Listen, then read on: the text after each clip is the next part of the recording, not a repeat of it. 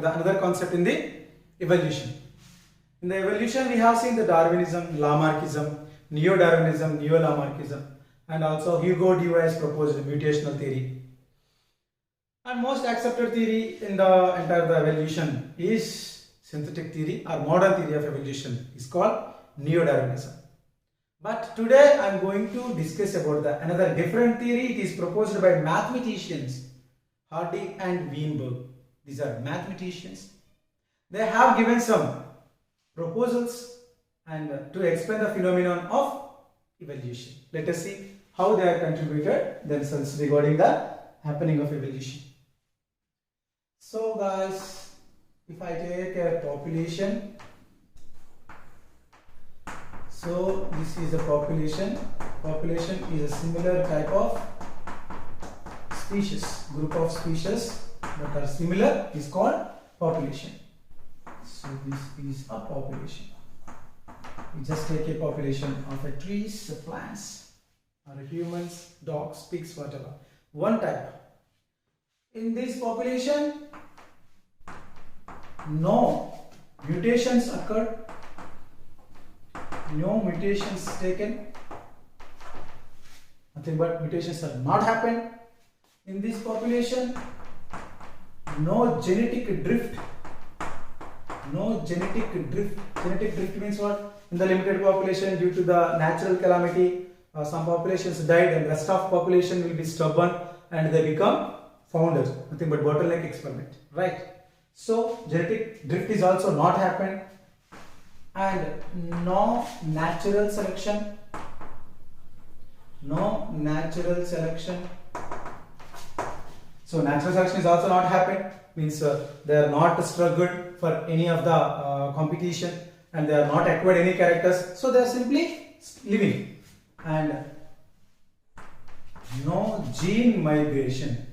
No gene migration. So population is not migrated to another. No geographical isolation also happened. Nothing happened. So no mutation, no genetic drift, no natural selection, and no gene migration. Then that time frequency of genes in the gene pool. Gene pool means what? Total genes in the population is called gene pool. Frequencies means what? The frequency may be dominant frequency. The frequency may be recessive frequency. Here I would like to tell you about what is dominant and what is recessive. In any character, variation will be there. If you take the character, nothing but color, dark and light. Dark is dominant, light is recessive. If you take the character height, okay, nothing but length, okay. Tall is the dominant character and the dwarf is the recessive character. If you take the shape, round is dominant, wrinkled is recessive. Like that in the functions also, dominant and recessives will be there. They are called traits. Trait is nothing but variation in the character. Leave it. So, dominant and recessive frequencies in a population, when all these are no, that is equal to 1. So, if you think the dominant frequency is equal to P and recessive frequency is equal to Q, then P plus Q is equal to 1. Then what is P?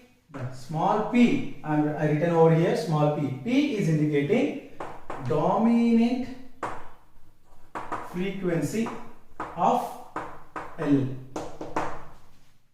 One allelic dominant frequency, character frequency, dominant allele, dominant character. Whereas Q is equal to frequency of recessive. So whenever in the given question, if you see the small q, that is a recessive frequency of recessive allelic frequency. What exactly the meaning of allele you want, right? Allele means genes, alternate form of the genes. Understand? So P plus Q whole square is equal to 1.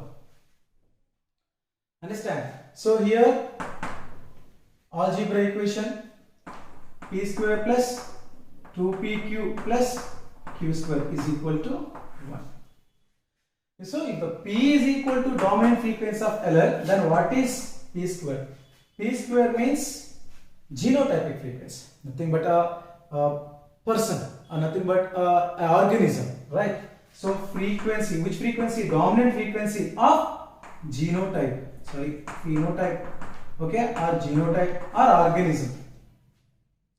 And what is Q square? Q square is equal to recessive frequency of phenotype or genotype.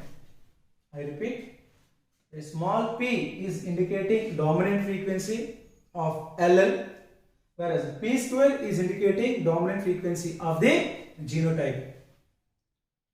Genotype decides the character, that is a trait, one of the gene, understand?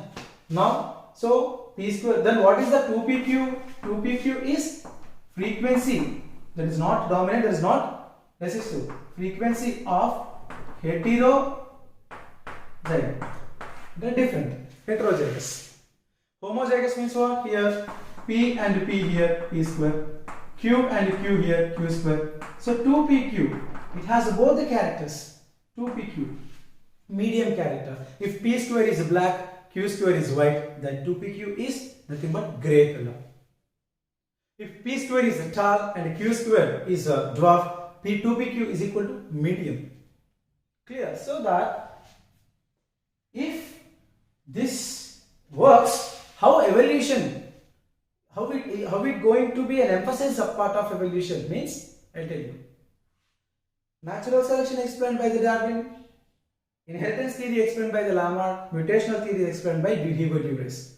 How this theory explained the evolution is the biggest question here. They clearly said, if nothing is happened, nothing but no mutations, no genetic drift, no natural selection and no gene migration, then p plus q is equal to 1, right? If anything is happened, then that is not p plus q is equal to 1. Maybe lesser or greater than 1. Means, if you study hard, you will success. That is a sentence. If you work hard, then you will success. The same thing I can say in the other way. If you not work hard, you will fail. Both are same. This is in a positive manner, this is in the negative manner. If you work hard is equal to pass. If you not work hard is equal to fail. So if you want to avoid the fail, you have to work hard. So in the same way, if mutation occurs, evolution. If no mutations, there is no evolution. Frequencies will not be changed. All these are not occurred, then p plus q is equal to 1. Then how this theory helps to understand the evolution? If not occurred, no evolution. If anything is occurred, frequencies will change, means evolution. I repeat, no mutations, no evolution. No genetic drift, no evolution. Means nothing is changed, remains same. So genetic frequency of a given population is the same unless they happen. If anything is happened, the frequency is not is equal to 1. So upon this concept, few sums will be there. Let us discuss with some models. The first model I have mentioned here, a population. In a population, there was a recessive allelic frequencies are given in the question, that is 0.3. So recessive has given, that is nothing but q, but should we take the q square or q? Mention allelic, so that q. So q is equal to 0.3. Then calculate the heterozygous. So what does they ask? 2pq is equal to how much? So q is equal to 0.3, p plus q is equal to 1, then p is equal to 1 minus 0.3, that is equal to 0.7. So p is equal to 0.3, q is equal to 0.7, then 2pq is equal to 2 into 0.3 into 0.7. 7 3 is 21, 21 2 is 42. So that here 0.42. But in the question they didn't ask percentage. They asked individual. So that 0.42 into 100. So 42% out of 100 are heterozygous. Understand? If they asked P, then sorry, here Q, right? Here P. So they have given P, okay, they have given Q, so we got the P. So this is all the answer, right? It's very simple, no? Let us see the second model. 36% of the population, according to the Hardy-Weinberg principle, are dominant. Find out the frequency of recessive allele. You should understand in the given question, does they have provided P or Q, P square or Q square? And also you need to know, does they are asking you, demanding you to find out P or Q or P square or Q square. Then analysis will be over, then we can easily get the steps. So what is 36? 36 is P or Q? First of all, they are dominant, so P square. Why it is called P square? Because they mentioned the population. So P square is equal to 36%. Then P is equal to root over 36. Nothing but 0.66. For one value 0.6. So P has come out. Then what they are asked? Q. So P plus Q is equal to 1. Then Q is equal to 1 minus P. That is equal to 1 minus 0.6 is equal to 0.4. What is 0.4? Q. So answer is 0.4. If question is not about recessive allele, question is about recessive individuals. Understand carefully. They are not asking about the allele. They are asking about the number of persons, nothing but population. Then this 0.4 is equal to Q, right? So you have to go for Q square, means 0.4 into 0.4, that is equal to 0.16. 0.16 is the frequency into 100, that is equal to 16% will be the answer. So according to the question, we need to answer them. So don't stop at middle. Go for the P plus Q is equal to 1 and satisfy the statement and get the P according to the Q or get the Q according to the P. Then keenly observe what they are asking. Are they asking frequencies or are they asking individual percentages? Then go for answer. If you stop here, suppose they are asking individual frequency. If you given 16, that is wrong. 16 members out of 100. But what is the frequency? 0.04 in case of Q.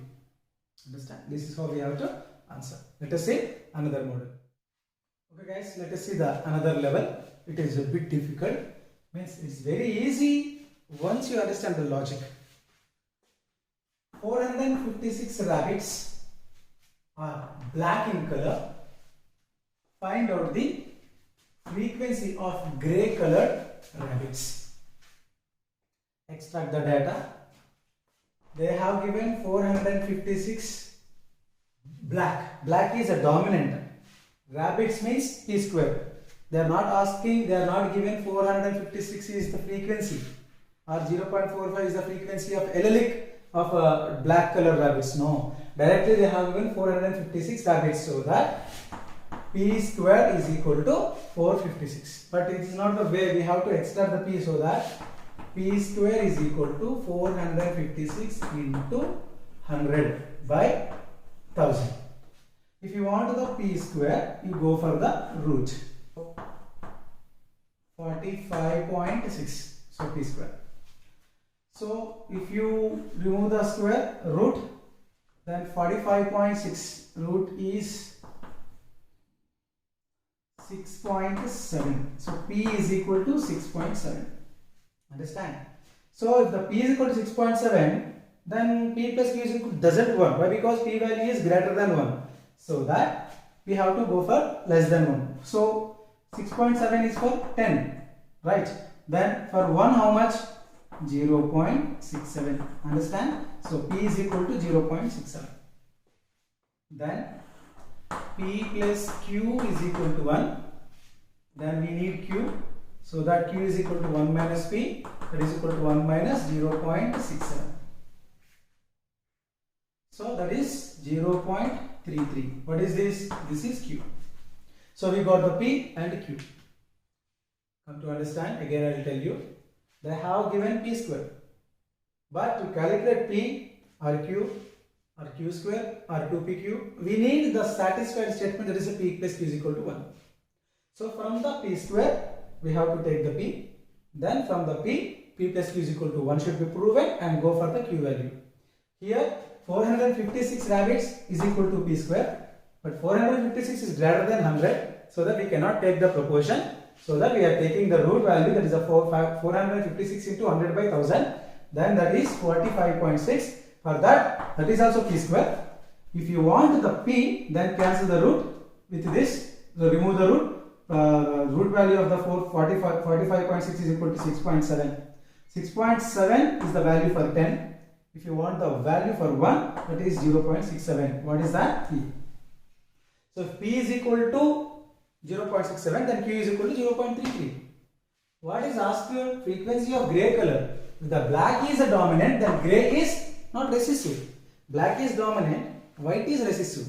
Gray is intermediate, 2pq. So that we need 2pq. So 2 into p value 0.67 into q value 0.33. So 0.44 is the value. Understand? So 0.44 is the value of 2pq. They are asked the frequency of gray color. So answer is this. At frequency you stop. If they are not asked the frequency, if they are asked gray color rabbits, frequency of gray color rabbits, understand, is 44%. How many? 0.44 is for 1, right? So this is a calculation for 1000. 456 is greater than 100, means less than 1000. So that 440 per 1000. If they ask about the rabbit number, frequency is 44. Clear? This is how we have to solve the problems. Carefully observe. They are given p square, go for p. Then p plus q will be 1. Then let us see what is there in the question to do. I hope you understand the 3 models of the Harding-Weinberg principle.